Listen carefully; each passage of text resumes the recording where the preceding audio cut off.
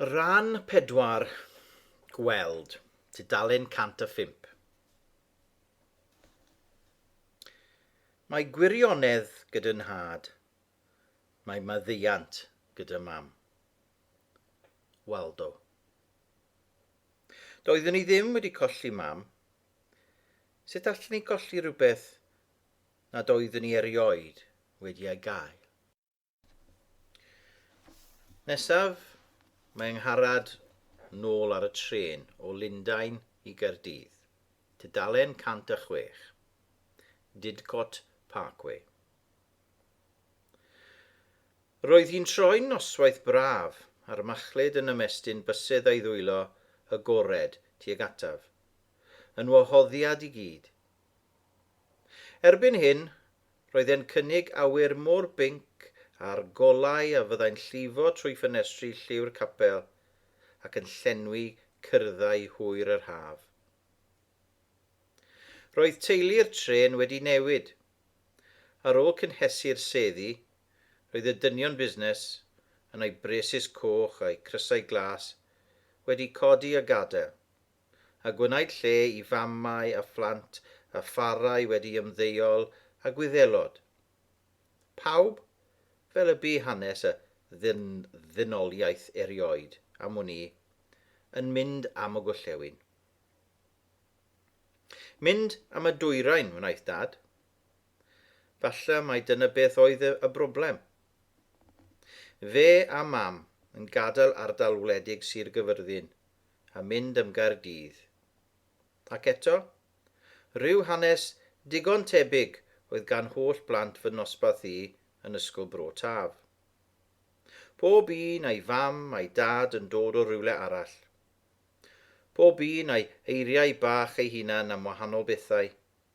Yli, drych, weret, bonclist, hances, necloth, pallu, cael gwneud, dwnim, so'n gwybod, symo.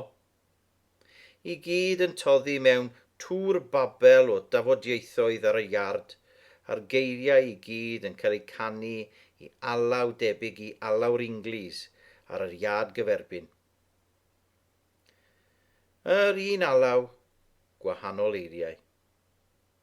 A phawb o'r Welshies, mawr fryswch a gofid i'r athrawon a rhieni yn dweud cyn diwedd ei gyrfa yn yr ysgol gynradd, mae fi yn, a ri gormod, a fi gyda. Ar ôl tynnu mas o'r orsaf, daeth y gard pwysig, prysur, drwy coridor cul y tren unwaith eto, gan ganu a'i gais, tickets please. Roedd wedi fy mhasio i mor aml erbyn hyn, nes i ni ddod yn hen ffrindiau. We're getting there, lovely, meddai. About halfway. Beth yw gwir fesur taith? Pellter neu amser? Tynnais anadl ddofn. A theimlo'r cryndod yn nŵfn. Y nŵfn lle tybed. Mewn lle dyfnach na'm calon, dyfnach na'm stymog, dyfnach na dim. Yn gymysgedd o gyffro ac ofn, o dristwch a llawenydd, yn llawn o ryw y fori gwag. Didcot. Didi men. Didi. Dadi. Tudalen 108. Pennod 3. Dyn parod ei gymwynas. Dyn prin ei eiriau. Ac ar ddiwedd bob datganiad o farn, tueddau i holi, chi'n cytuno? Mae wedi cwmpo mas gyda Duw, ac eto mae'n arddel holl nodweddion y bregaeth ar y mynydd, yn bir ei galon, yn addfwyn, yn dangnefeddwr. Pennod 4. Brethyn. Daeth Aunty June lan i aros yn un swydd i helpu gyda'r paratoi at yr ysgol uwchradd. Roeddwn ni wedi cael rhestr gan yr ysgol ac roedd yn arswydus o hir. Roedd myngi wedi dweud y byddai'n prynu satchel i fi.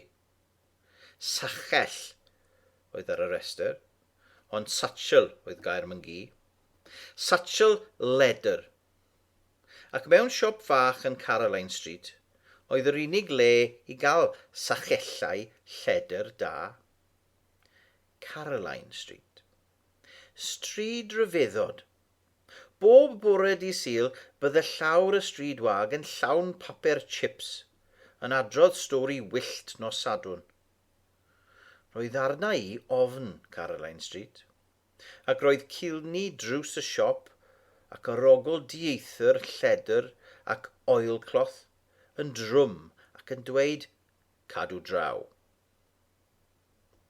Ond mewn roedd rhaid mynd, ac ar ôl prynu y sachell y fydda'n para am byth, treuliodd Aunty June a fi weddill y prynhawn yn Evan Roberts, yn chwilio am afonion gwisg yr ysgol fawr. Wrth i'r dydd fynd yn ei flaen, roeddwn ni'n mynd yn fwy ac yn fwy anhapus. Roedd y tunics brethyn yn cosi. Roedd y blazer ddu yn edrych fel un bachgen. Roedd y crys chwaraeon yn bigog ac yn galed fel cardboard, a'r sgert ddiwisiodd Aunty June i fi'n llawer iawn rhy hir. Fe dyfu di, twel? Ie, ond pryd? Holodd fy llais y tu mewn i fi. Sanna Penglin?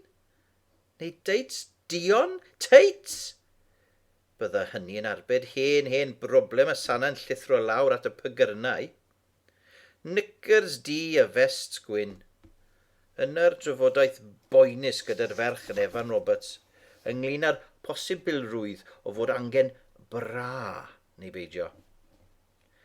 Doeddwn ni ddim eisiau bra, a doeddwn ni ddim eisiau trafod bras gyda phobl ddieithr, ac roedd hynny yn cynnwys Aunty June.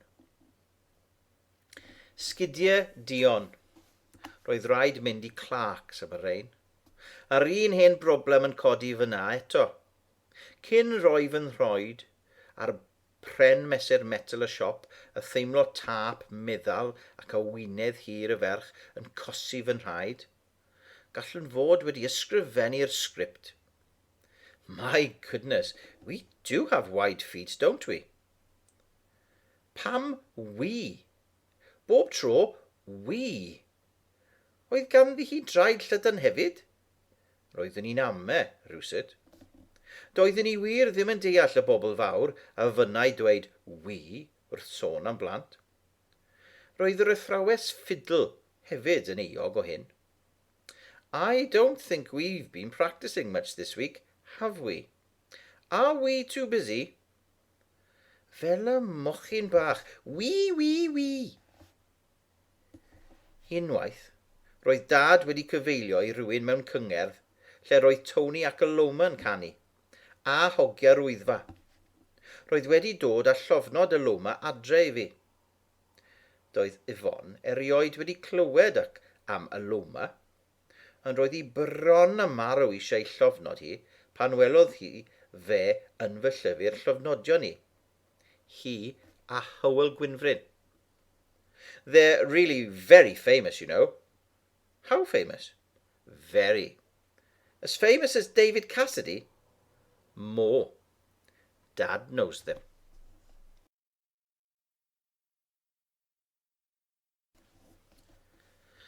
Pennod 5. Absenoldeb. Bu dad yn cyfeilio'n aml i Helena, a byddwn ni'n aml yn mynd gyda nhw. Roeddwn ni'n eitha hoff o Helena, ond roedd Helena'n tueddu i fynd a dod, a doedd hi ddim wedi dod draw ers misoedd nawr, ac ers Helena roedd llawer mwy o gan Torresau'n galw ar nos Fercher, ac roedd dad yn mynd yn fwy ac yn fwy prysur, ac yn cyfeilio'n amlach ac yn amlach. Roedd dad yn cael gwahoddiadau i berfformio fel unawdydd hefyd, ac roedd y coleg wedi gofyn iddo wneud cyfres o gyngherddau yn y castell. Un y mis o fis Medi i fis Chwefro. Cannau'r ffôn o hyd ac o hyd, ac yng nghanol yr holl brysurdeb, bydde dad yn syllu'n amlach i'r pellter ac yn mynd yn absennol. Roedd y BBC yn galw am ei wasanaeth ac roedd byth a hefyd yn cyfeilio i hwn a hwn a hon a hon. A byddai mwy o bobl yn galw i weld dad a mwy o alw ar dad i fynd i weld pobl. Cynyddodd y gwahoddiadau i bartion hefyd. Ac roedd y partion hyn yn mynd yn fwy ac yn fwy diflas. Newidiodd yr arogl yn y partion. Mwy o fwg sigars a mwy o arogl gwyn melys. Mwy o bersawr merched ac arogl reis. Pennod 6, cuddio. Ers y diwrnod y torodd dad ffrinj fy ngwallt, roeddwn wedi gwybod fy mod i'n hyll. Ac bod y rhan fwyaf o fechgyn y dosbarth yn dweud ei bod nhw eisiau fy mhriodi i a Sian Evans, roeddwn i'n gwybod ei bod nhw'n eisiau fy mhriodi i am fy mod i'n ffein wrthyn nhw, a Sian Evans am ei bod i'n bert. Roedd fy ngwallt wedi tyfu ac wedi ei dorri mewn stael bob. Ac o'r diwedd roedd gen I ddillad callach erbyn hyn. Ryw ddiwrnod, cyn I Elena ddiflannu'r tro cyntaf am hwn I, galwodd heibio, chwarae teg, a 2 gwdyn o ddillad newydd yn sbesial I fi. Ac am y tro cyntaf, dyma fi'n taflu bagiau hand-me-downs y net, fy nghyfnithyr o lan y byddr, I gefn y cwpwr ddillad. Serch hynny, roeddwn i'n gwybod y sgôr, falle mod i'n edrych yn falle, yn edrych yn i'r byd ar betws, ond go iawn roeddwn i'n hyll fel myfanwy. Yn ryfedd, doedd hyn ddim yn fy mhoeni yn aml, roedd yn ffaith. Ffaith i'w derbyn, a dyna ni. Roedd mam wedi marw, ffaith arall. Doedd hon ddim yn ffaith mor hawdd i'w derbyn. Weithiau byddwn ni'n deheu am gael mam. Nid yn gymaint fy mam I, am nad oeddwn i'n ei nabod hi, ond deheu am unrhyw fam. Deheu nes bod dolir yn fy sgyfaint. Doeddwn I ddim yn deheu am gael bod yn bert.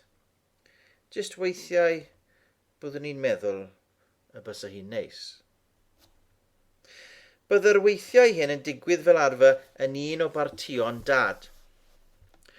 Ac ar ôl cyrraedd pa di bynnag, boed yn radur neu yn y rath, a gweld y menywod mawr I gyd yn ei harddwch yn gwenu ar dad, byddwn i'n chwilio am y piano ac yn falch o guddio ar bwys y pedals o dan ei nodau. Oherwydd doedd y drefn byth yn newid, yn hwyr neu hwyrach, byddai dad yn dal I gyrraedd y piano, a byddai pawb yn y parti yn cael ei denu at fysedd dad. Doedd dim bysedd yn y byd allai wneud I nodau piano ddawnsio, neu chwerthin, neu rio, neu sibrwd, neu lefen, fel bysedd dad. Pennod 7. Galar. Gorwysodd dad a fi fy mhartion penblwyddi o 7 I 11. I chafbwynt y diwrnod, bob tro, oedd y gêm faint o'r gloch, Mr. Blythe. O'r holl ddynion oedd yn dadau I ferched fy nosbarth I, dim ond fy nhad I fydd yn aros adre amser parti. A doedd dim I gyrog ar Blythe mawr a llai rio môr yswydus. Doedd yr ofn gymaint yn fwy na phan fyddai rhyw fam a'i gwichian neu'n waith rhyw ferch o'r dosbarth yn chwifio ei breichiau a'i llygad dan fwgwd y sgarff. Roedd edrych ymlaen mawr at dod I fy mharti I, bob blwyddyn ar gawnt y gêm hon. Doedd neb fel pe bydden nhw'n ystyried na ddaliodd y blaidd yr un oen erioed. Yn y bygythiad, yr oedd yr hwyl i gyd, y posibilrwydd arswydus. Ond roedd yn dal i fod eisiau osgoi penblwydd. Nid yn unig oherwydd y parti, wythnos ar ôl bob penblwydd, bydde dad a fi'n troi'r Morris Minor i gyfeiriad Llanybydda. Os oedd y diwrnod yn digwydd taro ar ben wythnos, bydden ni'n mynd ar ôl brecwast. Os ar ôl ysgol, bydde dad yn disgwyl amdanaf ar y bysstop a bant yn ni. Bob tro arall, roedd cael mynd i Llanybydda yn treat.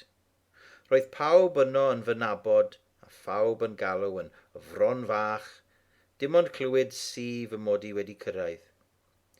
Ces fy ngwneud yn Carnifal Princes unwaith. Anrhydedd fawr. Roedd prinder merched bach 10 mlwydd oed yn digwydd bod yn Llanybydda. A dymuniad un frydol y pwyllgor oedd gofyn i fi. Achos, mai un fach o Gaerdydd yw i, mae'n perthyn i Llanybydda. Cynhyrfwyd Aunty June a Myngi yn lân gan y gwahoddiad hwn. A grwyn teiri na ffwythwyd yr un ffrog briodas gyda chymaint o ofal a ffrog wen tywysoges y carnifal y flwyddyn honno. Roedd hyd yn oed fi wedi anghofio dros dro fy mod i'n hyll, wrth i'r blodau yn fy ngwallt guddio'r clistiau cam a'r ffrog hir ffitio'n berffaith. Am y tro cyntaf erioed, ces i wisgo eyeshadow. Annette oedd Carnival Queen, wrth gwrs, ac roedd hi'n brydferth. Gwallt melyn hir oedd gan Annette, ac ein bod ni'n amlwg yn perthyn, y teimlad ges i erioed oedd mai hi oedd y fersiwn Bert ohono i. Ryfedd sut roedd yr un llygad fwy neu lai, yr un siap wyneb fwy neu lai, yr un geg fwy neu lai, yn fwy ac yn llai pert ar y naill a'r llall ohonom. Braidd yn anheg, mae'n debyg, ond oeddwn i ddim yn mynd i golli cwsg dros y mater. Roeddwn i weithiau'n colli cwsg dros mam. Ac un o'r troion hynny oedd tua wythnos ar ôl fy mharti penblwydd. Nid taith ond pererindod oedd y siwrne flynyddol hon i Llanybydda. A chyn galw yn fron fach, bydde dad a fi'n troi'r car i mewn i'r hanner lleiad o flaen Bethania. Roedd hi'n dawel ym mynwent Bethania. Dim gair gan dad na fi. Fy llaw un dyn yn ei law dyner. Yr un blodau fyddai gyda ni bob tro. Tisiw bach o bys per a'i lliwiau'n feddal. Yna, tacluso. Roedd tacluso'r bedd yn help. Nid fod angen tacluso rhyw lawer. Roedd Myngi ac Aunty June yn gwneud yn siŵr nad oedd chwyn yn cael fawr o gyfle i afal y medd mam. Ond roedd hi'n ryddhad ffeindio rhyw wreiddyn neu ddau i'w tynnu. Ryddhad cael gwneud rhywbeth ymarferol dros mam. Bob tro y byddwn ni'n dod i fynwent Bethania, roeddwn ni'n sylwi o'r newydd ar y geiriau ar y garreg. A phob tro roeddwn ni'n siŵr na fydden ni byth yn ei anghofio. Ond bob tro roedd cwmwl yn dod yn hwyr neu'n hwyrach dros fy atgof o'r garreg. Fel pe byddai rhywbeth yn ceisio fy atal rhag cofio'r manylion. A'r tro hwn, craffais o'r newydd. Cof am Mary. Hoff briod ifan a mam angharad. 19 Rhagfyr 1935. 14 Mehefin 1965. ro im yr hedd. Roedd rhywbeth yn rhyfedd yn y geiriau hoff briod, fel pe byddai gan dad sawl graig fel y dynion yn y Beibl, ac ohonyn nhw i gyd mam oedd yr un yr oedden ei hoffi fwyaf. Angharad. Peth od yw gweld eich enw ar garreg fedd. Yr eiliad hon fflachiodd tywyllwch ymlaen. Ceiais fy llygad yn dyn nes bod sbotiau bach llwyd ac arian yn dawnsio tu ôl i'm amrannau. Llaciais y cyhyrau am fy llygad a gadael i'r golau ymladd ei ffordd drwy'r llenni croen. Gwelwn yn ddi a di golau a llwyd golau, ddwy neu dair o gerrig beddi yn ceisio plannu ei hunan ar fy ngolwg. Am y tro cyntaf, roeddwn yn gweld. 40 Mehefin 1965. 40 Mehefin 1965. 40 Mehefin 1965. Agorais fy llygaid a redeg o'r fynwent at y car. Daeth dad ar fy ôl, a'r blodau'n dal yn ei law. Angharad?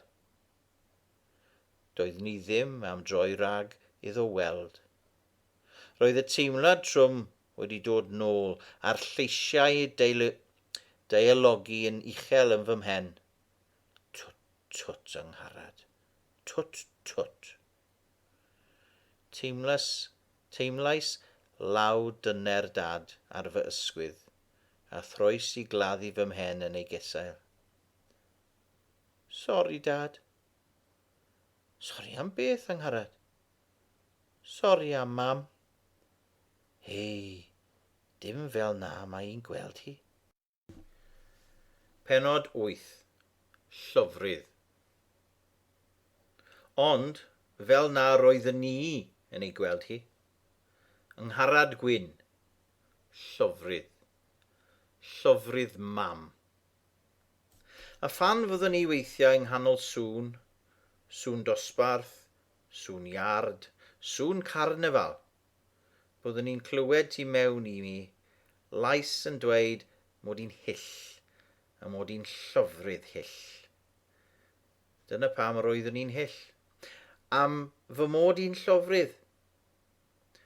Doeddwn i ddim yn hoffi fy hunan yn y sŵn hwnnw. Dyna pam roedd hi'n well gen i fod ar fy mhen fy hunan. Roedd y lleisiau'n dawel bryd hynny. Pennod 9. Dad. Yn ddiweddar, roeddwn i wedi dechrau sylweddoli mod i wedi gwybod rhywbeth erioed. Mae gwahaniaeth rhwng gwybod rhywbeth a sylweddoli bod chi'n gwybod rhywbeth. Roeddwn i wedi gwybod erioed fod dad yn ddau ddyn gwahanol. Dyn absennol a dyn presennol. Roedd gen i syniad go lew hefyd, pryd fydde dad yn troi o'r naill i'r llall. Pan oedd dad yn bresennol, roedd yn siarad a chwerthin a chanu bach ar y piano. Pan oedd dad yn dechrau troi'n absennol, doedd e ddim yn siarad rhyw lawer, a byddai'n ymarfer Rachmaninoff, sonatas Beethoven. Pan oedd dad wedi troi'n absennol hollol, roedd e'n gwbl fyd, a byddai'n dod allan o'i stydi gyda phensel yn ei law i wneud disied o de, a gwagio ei bib yn y bin o dan y sinc. Roeddwn i hefyd yn gwybod yn union yn y cyfnodau absennol hyn, y byddai wedi colli'r tin baco a'r pipe cleaners rhwng un ymweliad a'r gegin a'r llall. Heb ddweud dim, a heb iddo sylwi, byddwn ni'n ei ffeindio, ei roi iddo a'i wylio nestyn ei gyllell boced, crafu'r lludiw o'i bib, rhoi tap-tap ar ochr y sinc stainless steel, agor drws cwpwrdd y sinc a thaflu'r lludw rydd i'r bin. Gwthio'r weiren wen I lawr coesyn y bib wedyn a'i throi. Taflu'r weiren ac agor y tin Golden Virginia a stwffo'r baco I cwpan fach y bib.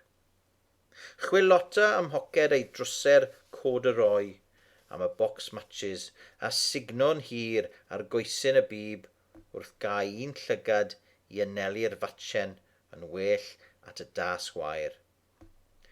Drwy'r grac yn yr hatch, rhwng y rŵm gorau a'r gegin, byddwn i'n ei wylio. Weithiau, byddai'n gadael y ddifod ar ei hanner ac yn mynd yn ôl i'r stydi ar frys dan arwain rhyw gerddoriaeth anglwadwy gyda choesyn ei bib. Bryd hynny, byddwn i'n brysio i'r gegin I estyn y bensil a fydda'n ddiffael wedi ei anghofio ar ymyl y sinc ac yn sleifio i'r stydi a'i roi ei bapur erwydd ar y ddesg, heb fod dad yn sylwi. Ac ar y degau fel hyn, byddai bob tro'n holi. Arian cinio? Oherwydd am ryw reswm, mai dydd Llun oedd diwrnod arian cinio, ar y diwrnodau absennol hyn, roedd y cwestiwn hwn yn dod mas yn ddiffael. Ac wedyn roeddwn i'n gwybod yn siŵr nad oedd e'n bresennol. Pe byddai Yvonne yn galw I chwarae yn y cyfnodau hyn, roedd hi'n deall hefyd fod yn rhaid sleifio gwmpas y tŷ heb wneud sŵn. Pan gannau'r ffôn roeddwn i'n gwybod, heb fod neb wedi dweud wrtho I ddweud bod dad yn dysgu ac I gymryd neges. Weithiau byddai'r restr hir o enwau yn disgwyl iddo ffonio nôl. Roedd rai enwau'n gwneud dad yn flin, a gydag amser dysgais beidio ei nodi bob tro.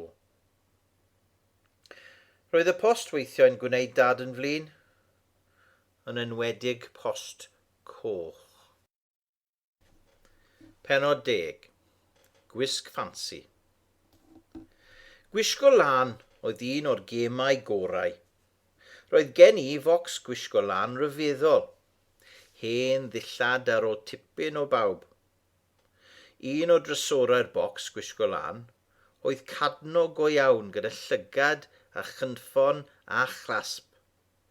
Roedd e'n gwynto o fenywod y capel. Trysor arall oedd 2 baby doll ar ôl Aunty June. Roedd cael 2 yn golygu y gallai Yvonne a fi'n wisgo'r un peth, ac roedd posibiliadau enfawr yn deillio o hyn. Pithau frills oedd y gwisgoedd hyn, crys nos bach yn haenau I gyd a dressing gown fach yr un peth. Nylon. Un binc ac un las.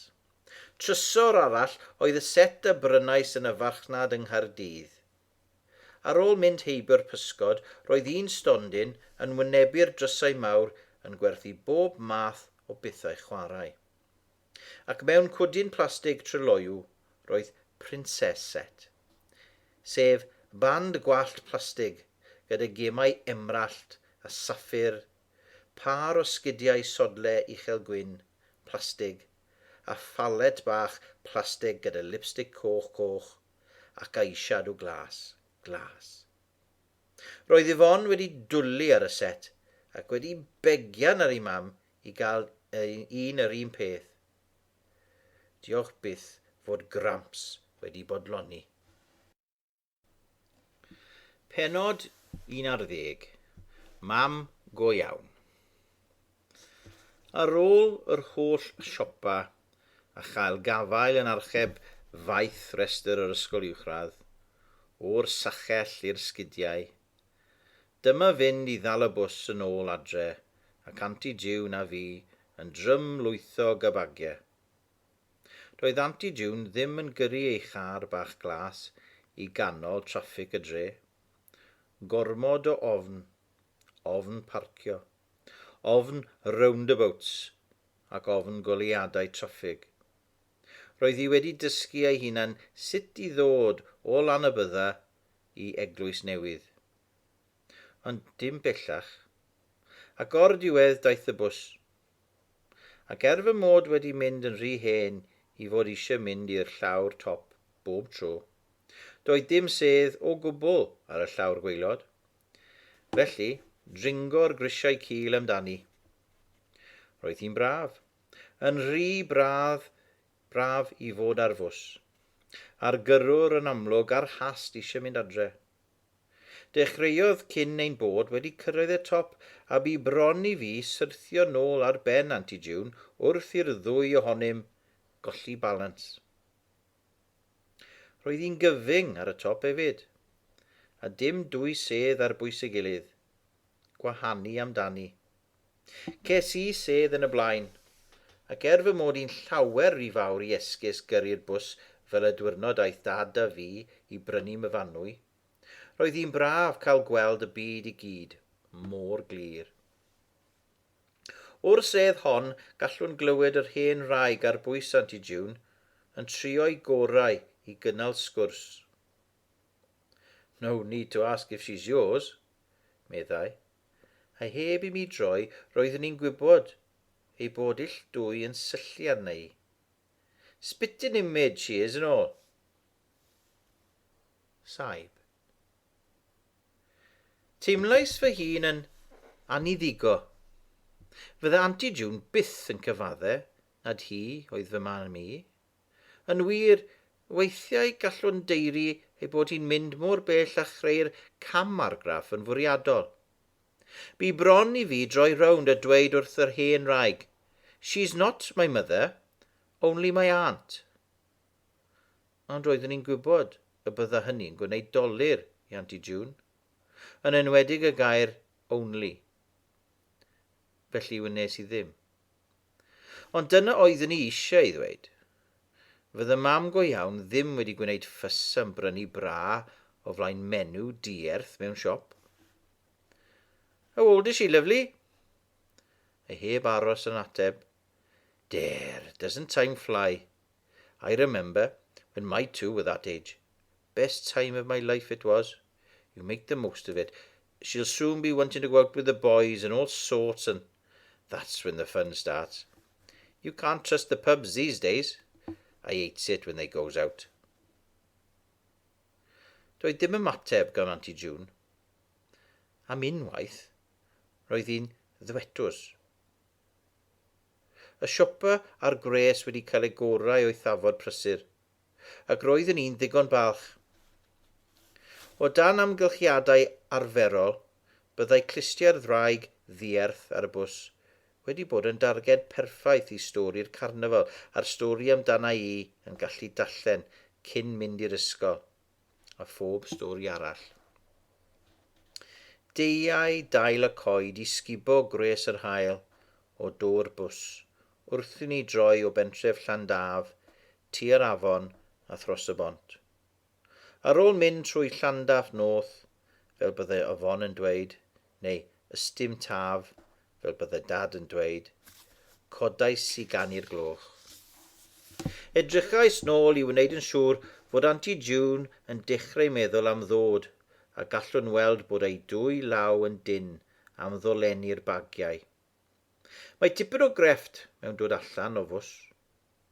Thal I ddim I godi o'ch sedd yn rhy gynnar rhag i'r brec y bws eich taflu ymlaen. Ond roedd ofn arna I a byddai'r bws yn hwylio heibio'r stop, pen a byddai gyrrwr wedi clywed y gloch. Ac roeddwn i'n gwybod eisoes, mae hi'n hen un ar hast oedd hwn. A fi lawr, Aunty June, meddwn. Gan bwyll. Take care, love. Best days of your life, mind.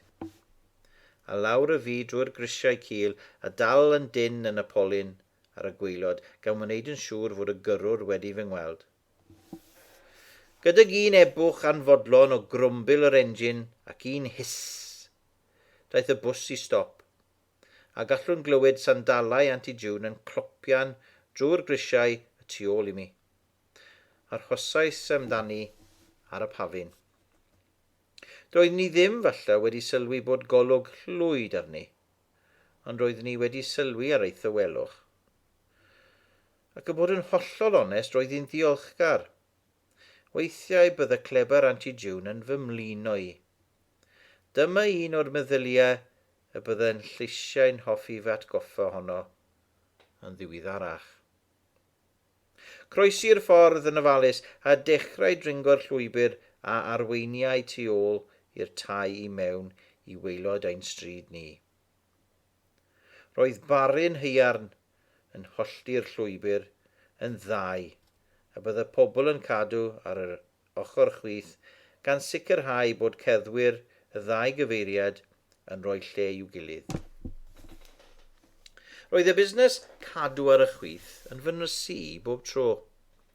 Dyma oedd un o reolau mwyaf arswydus yr ysgol. Roedd Mr Hughes wedi rhoi stŵr yn y gwasanaeth o flaen pawb i ddau fachgen a gerddodd unwaith ar yr ochr anghywir, wrth ddod lawr y grisiau concrit a pheri i Miss James colli coffi poeth ar hyd ei blows. Ers i mi wisgo oriawr, roedd hynny'n help. Y fraich a'r oriawr oedd y chwith. Y llall oedd y dde. Os nad oeddwn ni wedi cofio gwisgo fy oriawr, roedd rhaid i mi gymryd pensel ddychmygol ac esgus ysgrifennu. Gan wybod, mae gyda'r llaw dde y byddwn ni'n gwneud hynny. Unwaith, wrth fwyt y swper yn fron fach, roedd myngu wrthi'n fy siarsio i dal y fforc yn y llaw chwith a'r gyllell yn y llaw dde. Ond wrth edrych ar draws y ford arni hi, roeddwn ni'n gweld ei bod hi'n ei dal yn union i'r gwrthwyneb. Yna, dangosodd hi tric i fi. Gan ddal yn dyn yn ei chyllell a'i fforc, a heb drwco dwylo, cododd o'i sedd a dod o gylch y ford yn araf, a sefyll y tu ôl i fi. Roddodd ei breichiau'n gysgod i'm rai i, a daeth ei dwylo lawr, naill ochr i'n plat, gyda'r gyllell a'r fforc yn union lle roedd fy nrai i. Magic. Aeth yn ei ôl at ei sedd ei hunan, yn dal yn dyn yn yr offer, ac ar fy ngwir, roedden nhw'n union yn yr un lle, yn hollol i'r gwrthwyneb i'm rai i. Fforc yn wynebu cyllell, cyllell yn wynebu fforc.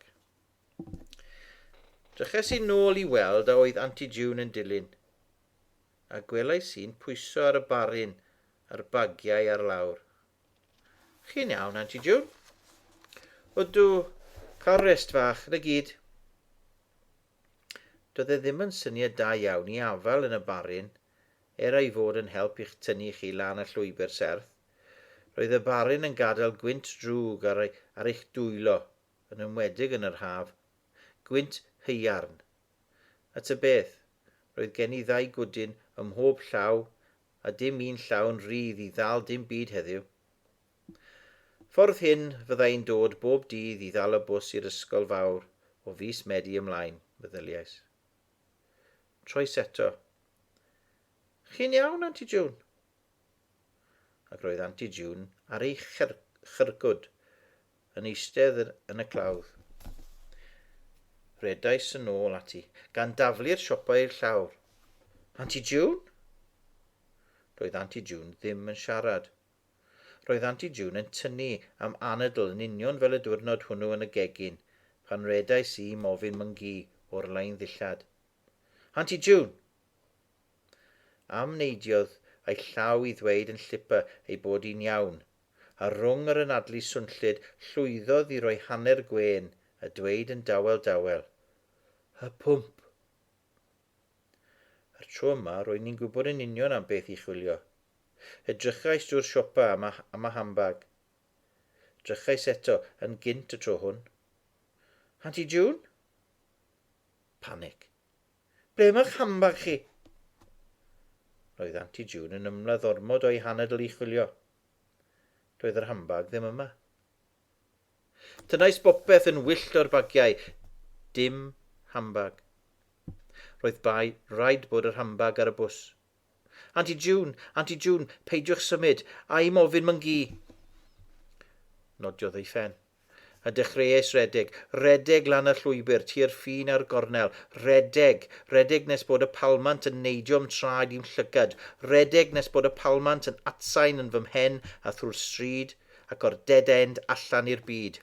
Redeg nes bod y palmant di yn troi'n goncrit llwyd ac yn llwybr ac yn troi mewn drwy'r gatiau bach di. Redeg drwy'r drws cefn ac i'r gegin, lle roedd myngu yn golchi'r llawr. Auntie June! Fi oedd yn bryn o'r anol nawr. Auntie June, myngu! Rhaid bod dad wedi clywed y cynnwrf, sy'n hwyrwr bod rhywbeth o'i le a daeth o'r stydi fel corwynt. Be sy'n bod yng Ngharad Fach? Auntie June! Le mae Auntie June? Ar bwys y bystop. A dyma dad yn redeg nerth a'i goesau hir a myngu a fi'n dilyn gwr y gallen ni, holl ffordd lawr y stryd. Yn ôl rawn cornel bob gwaharddiad a heibio'r ffin a lawr am y llwybr tu ôl i'r tai a sodle bach twt myngu yn mwrthwylio 1000 o hoelion yn y palmant. Rwy'n cofio gweld dad yn redeg allan i'r ffordd i stopio ceir a chofio i weld yn rhoi Auntie June yng nghefn car rhyw symariad trigarog, fel y bydda myngu yn dweud wedyn. Trodd dad a dweud wrth myngu a fi i fynd yn ôl i'r tŷ. Roeddwn ni eisiau llefen, ond yn methu. Y cwbl allwn ni ddweud oedd, sori myngu. Ond beth bach?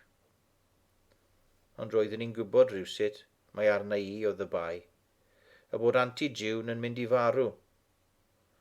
Roeddwn ni wedi lladd mam. Roeddwn ni wedi lladd myfanwy. Ac nawr, dyma fi ar fi'n lladd Auntie June.